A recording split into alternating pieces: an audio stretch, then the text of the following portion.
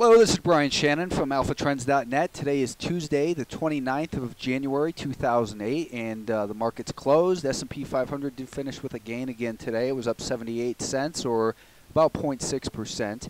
You can see here that once again the volume is lagging on this rally, but the only thing that pays us is price, and the short-term trend continues to show some improvement in here. We don't quite have that higher high that we've been looking for past the 137 level, though, and it looks like it's going to take some kind of action by the Federal Reserve to either push it above that 137 level or see this whole rally attempt fail. So tomorrow's going to be a very important day, and we do have that big potential catalyst from the Federal Reserve. Short term, when we look at this 10-minute time frame, it's again encouraging to see that we've got the 5-day moving average is now rising. However, the market's stuck below this resistance here, and you know, I've always pointed out the inverted head and shoulders. This might look more like a cup and handle. The same thing, that is we would look at it the same way, as far as it's just a level of resistance that needs to be breached before the buyers can really be thought to be in control of this trend.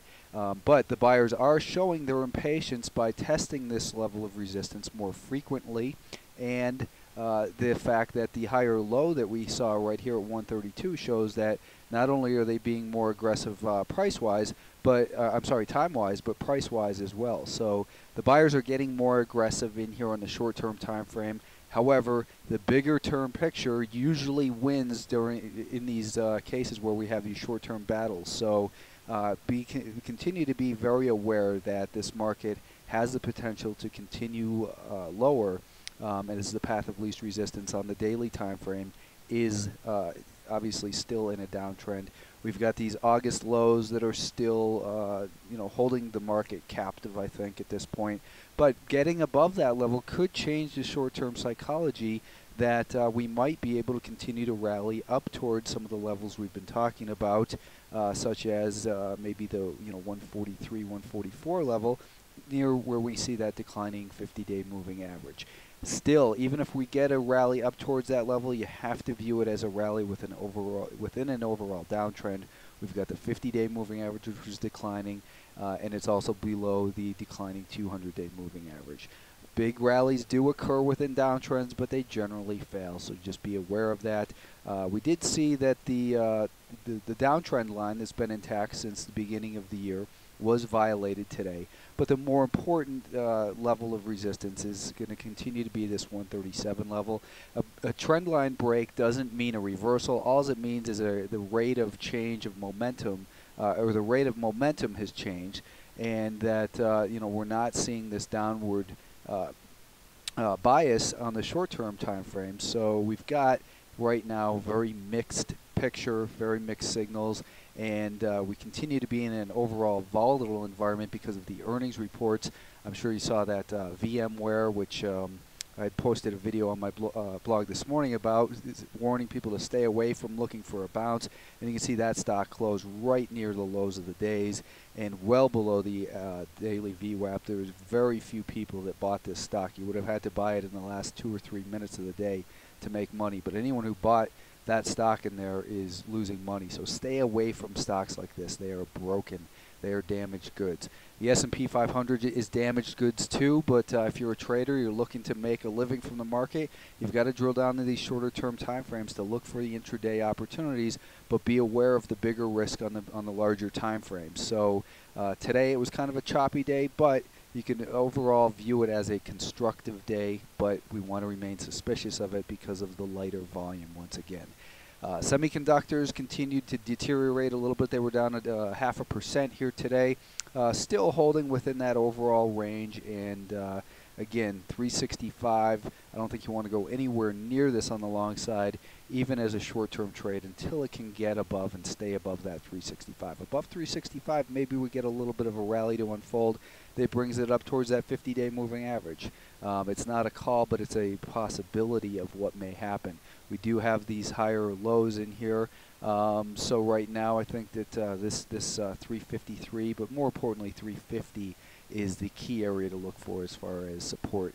And tomorrow, when the Federal Reserve announces whether or not there's any change to monetary policy. It's going to occur at 2:15 Eastern, and the market gets very volatile around that time. There's a lot of emotion in the market, and it's best to just kind of stand aside and see what's going to happen. Unless you're a very, very aggressive and disciplined trader, best bet usually is to stay on the sidelines during that type of activity. The Russell 2000 continues to be obviously stuck below this 73 level. We've got the declining 50-day moving average that's coming down to kind of meet that as well. Right in here, though, you can see that this 70 to 70 and a half area is the level that we've been talking about as far as resistance in here goes. Now, this one, again, we've seen that the Russell 2000 has shown some relative strength over the other markets over the last couple weeks. And in here, we've also been keeping an eye on the developing inverted head and shoulders pattern in here with the neckline at about 70 and a half. I've been saying 70 to 70 and a half, and really I think you've got to look at it as so far it has not breached that level.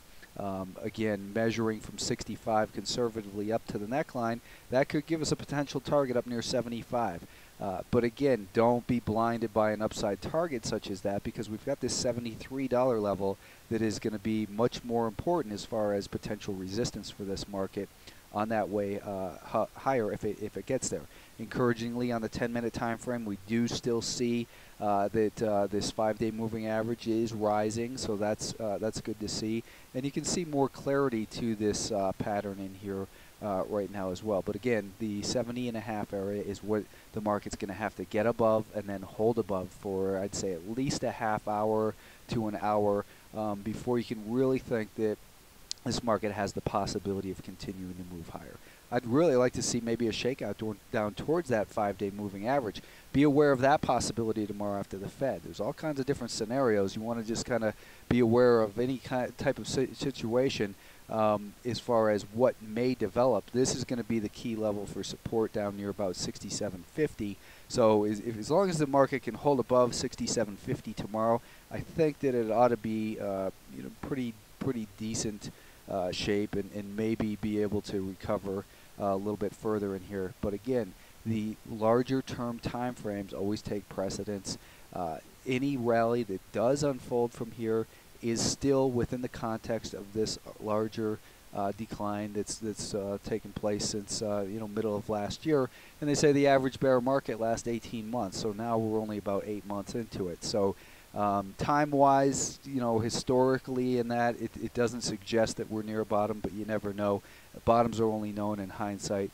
The diminished volume in this Russell 2000 is also, again, a reason for concern, but it doesn't mean that you should have been shorting into this rally, because the market has been increasing the last couple days. Today it was up another 0.25%. So again, a lot of mixed signals in here, and once again, the NASDAQ 100 was the underperformer with its 8-cent gain, or just 0.18%. You can see this market trade in a very tight range.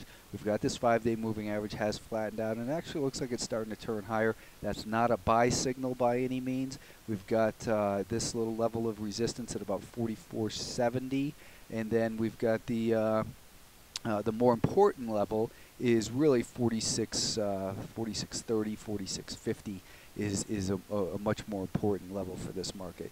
The lows from last October, I think they were, where were they, 44.39 or so. So the market continues to struggle with that 44.39 level, and it's building a little bit of support in here. But again, when the path of least resistance on the larger time frame is lower, like we're seeing, you've got to be very suspicious. Don't be getting long big positions in here if you are trading long. Again, we've got earnings reports. We've got, I think today is Yahoo.